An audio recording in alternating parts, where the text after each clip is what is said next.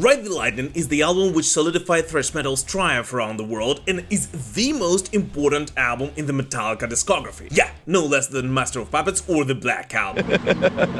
No. So in honor of its 40th anniversary, let's take a look at the history behind Metallica's sophomore studio record, discuss how its relationship with literature makes it stand out, and then answer the question of why it is the best Metallica album.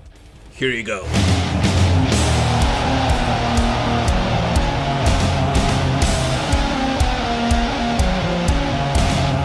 Real quick before we start, guys, as always, please do not hesitate to comment on anything you hear or see in this video, and especially if you disagree with me, because the whole point of our Metal Pilgrim channel is, of course, to start a conversation.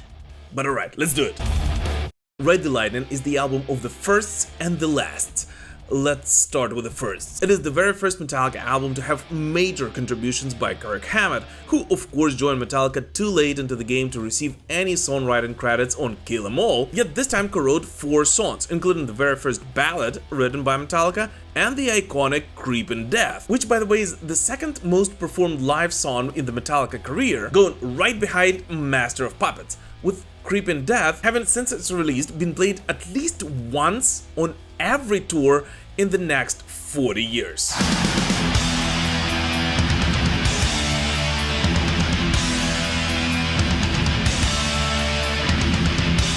And in addition, it is the first album to have proper contributions by Cliff Burton.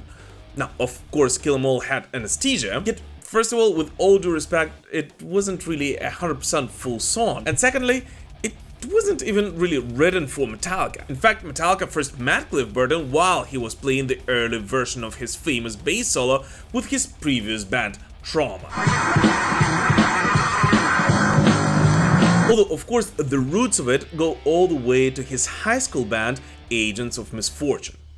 But anyways, going back to Ride the Lightning. When it comes to Metallica's second album, here Cliff Burton is partially responsible for at least 5 songs, including the title track, the aforementioned Fade to Black and Creepin' Death, the Call of Ktulu, and the legendary For Whom the Bell Tolls, which Metallica fans should once again thank Cliff's high school years spent in Agents of Misfortune for.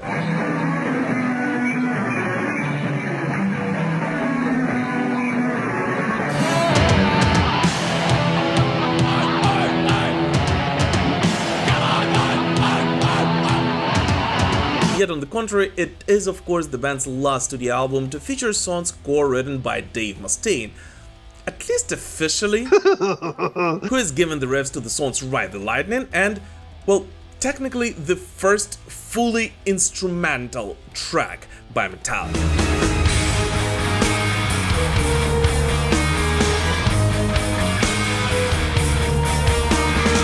And this combination of the firsts and lasts is what I believe is one of the key elements which makes Ride the Lightning so special. And you will understand what I mean a bit later, but now on to the other ones. By the way, guys, here I just wanted to point out that only around 30% of the people who watch my videos are actually subscribed to the Metal Pilgrim channel. So if by any chance you still haven't done so yet, and especially if this is not the first video you're watching on the show, I would really appreciate it if you would consider doing it right now. Let's continue building this amazing heavy metal community together. We're gonna have a good time. Always. Ride the Lightning is the album of the many references. And most of all, it is the album of the many literally references. Most Metallica fans know that the title of Ride the Lightning comes from a book by Stephen King, and this indeed is true. Kirk Hammett suggested this title to his bandmates after reading King's 1978 novel The Stand, where a very particular passage has caught his attention, and more specifically a poetic way in which King described the process of being electrocuted in this line. Why? Then you go on to death row at state prison and just enjoy all that good food until it's time to ride the lightning. It won't be long. And it was from that particular passage that the idea of the song Ride the Lightning came, later on also given name to the band's sophomore record.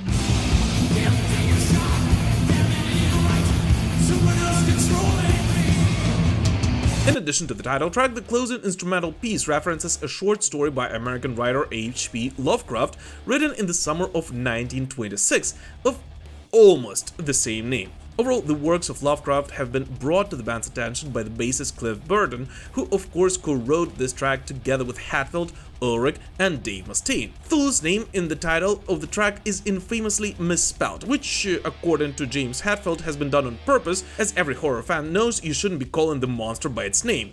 Yet, according to Lars Ulrich, it was done simply to have a little bit more aesthetic song title. Exactly. But either way, interestingly enough, despite the whole fact that the atmosphere of Call of Ktulu perfectly matches the mood of the novel itself, it was actually not written to do so. In fact, the track's original title was Hell Freezes Over, which was later on renamed after Cliff Burton gave it its final touches.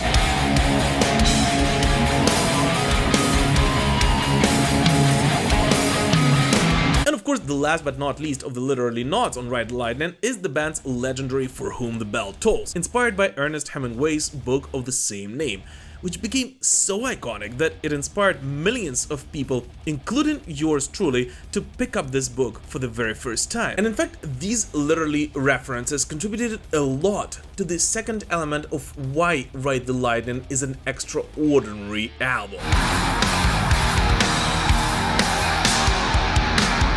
Here's the thing, I love Kill 'Em All. I always have and I always will. But the thing is that I, just like I'm sure many other metalheads, love it for its straightforwardness, its fun, and its aggression. It is the album which I can headbang to from the very beginning until the very end. And Ride the Lightning gets all of the above, yet brought to an absolutely new level musically. And in addition to all that, it is the album on which the band has taken its lyrical composition to an absolutely new level. Take a look to the sky just before you die. It's the last time you will. Ride the Lightning, in my opinion, is somewhat of a standalone album in the Metallica discography lyric-wise. In fact, its storytelling lyrical style is most comparable to that of possibly Iron Maiden and Judas Priest of that same period, which of course would make quite a lot of sense, given all the boys from Metallica said multiple times in multiple interviews that these are the bands which had an enormous impact on them in the early days of their career. And whether it has been done intentionally or not, but the lyrics on Ride the Lightning actually do differ from everything the band has done before and pretty much anything they will do after that. But in 1984, Metallica finally achieved something they were not able to achieve before: stability. And what is most importantly, stability in its lineup.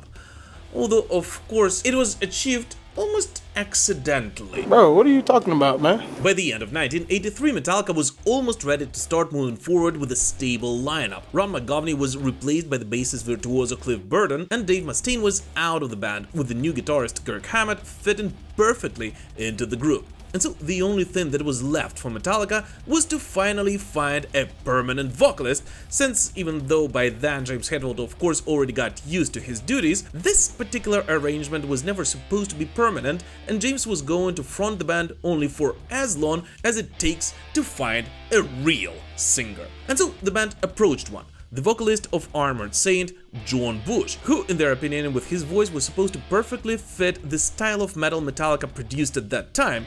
And in all honesty, I actually have to agree with them. Given James' early live performing capabilities and hearing what John could do, especially in the mid-80s, I would offer him a position as well. Yet of course John decided to kindly decline the offer, as at that point Armored Saint were really gaining the momentum, and moving from Armored Saint to Metallica looked like as stupid of a decision as going from Samson to Iron Maiden. Well, you know.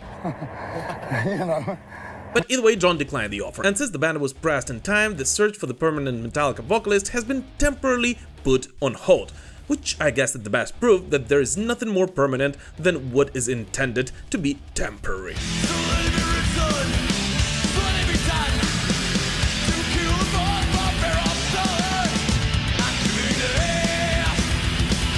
And now, here's the thing, John Bush is of course an incredible singer. He was incredible back then and he's still incredible today, 40 years later, but can you imagine how different Metallica would have sounded if John Bush would have taken that position? No! On one hand, of course, there is still a chance that they would have become the biggest heavy metal band on the planet like they are today, but on the other, if we're being very honest, it was at least partially James Hetfield's strange vocals. You know, I listen back to those vocals and go, who is that? Yeah. Who is that?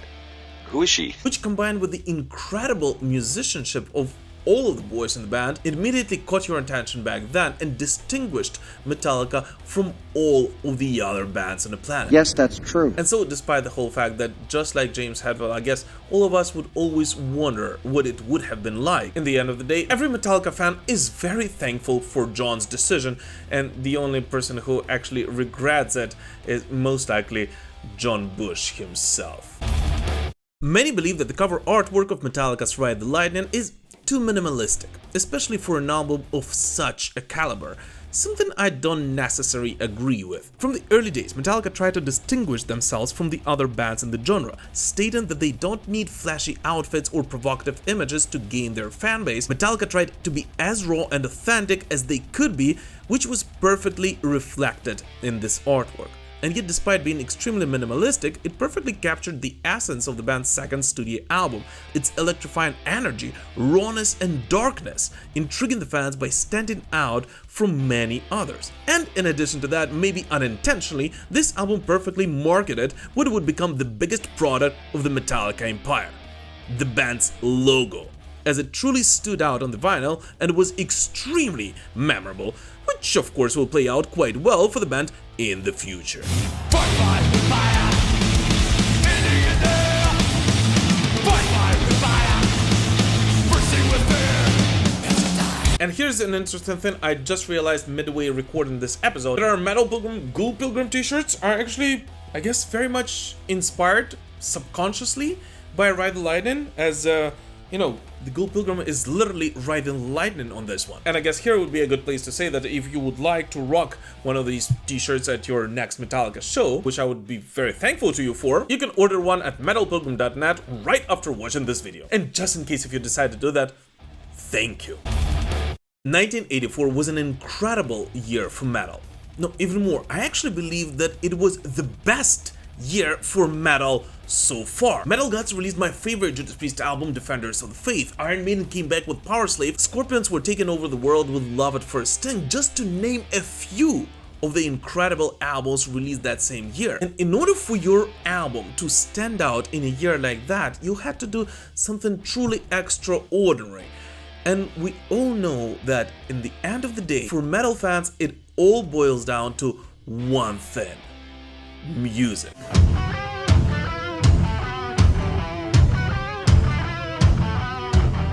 After Kill 'Em All has turned a couple of heads and gained Metallica limited media attention, the band had a choice of either riding the wave of success and release exactly the same straightforward music they did on their first album, or try to develop this new sound they suddenly became on the forefront of on Ride the Lightning. And I guess we wouldn't be talking about this record if the boys would have taken a wrong decision back then. In the end of the day, Ride the Lightning had all the raw energy and aggression of Kill 'Em All, yet at the same time became much more complex than its predecessor, with every band member contributing something unique to the sound, which allowed each song on the record to instantly become a hit among metalheads. And to this very day, I believe that it is on Ride the Lightning that Kirk Hammett shined the most, playing some of the best solos this band has ever produced.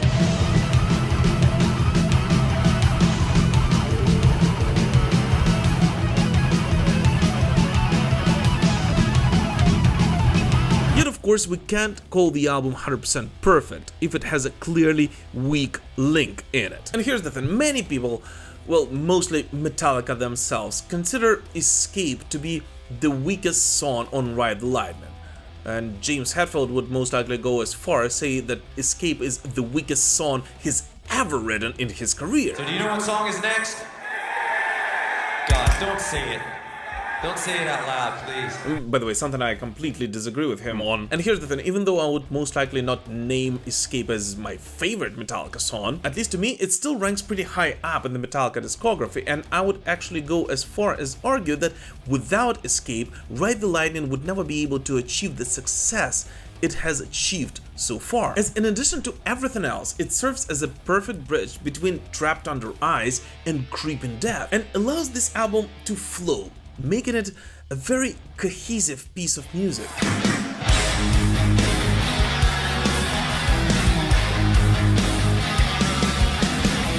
And in addition to all that, Escape also showed that this new subgenre of metal called thrash metal is actually not as straightforward as it may seem at first and can have many different sides and angles. Becoming somewhat of an early prototype of a concept Metallica will explore in 1991.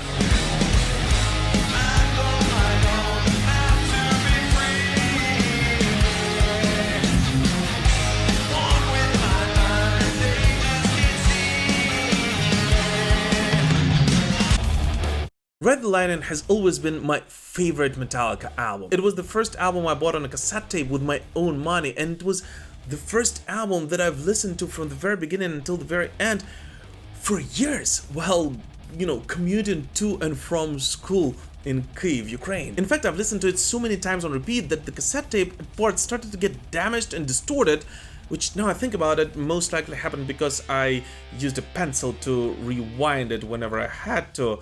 But anyways, it got so distorted in parts that for years I had no idea how the real Ride the Lightning solo sounds like anymore.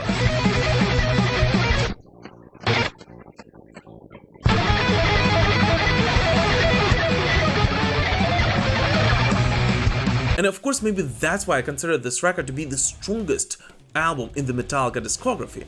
But at the same time, there are certain aspects which may prove my point. In addition to the significantly improved lyrics, and no matter what James Hetfield says, a recognizable choice of tone, and maybe unintentionally smart marketing choices we discussed before, this album had something no other record would ever have.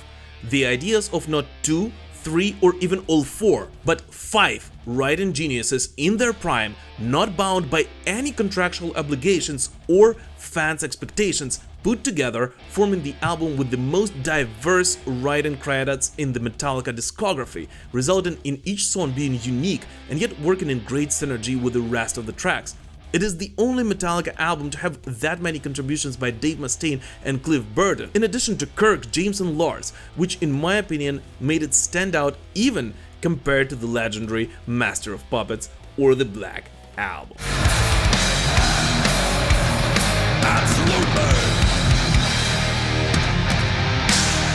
But anyways, what do you guys personally think about Ride the Lightning, and how do you rank it among other albums in the Metallica discography? Please let us know in the comments. As always, thank you so much for watching this guy, and we will prevail. Slava Ukraini!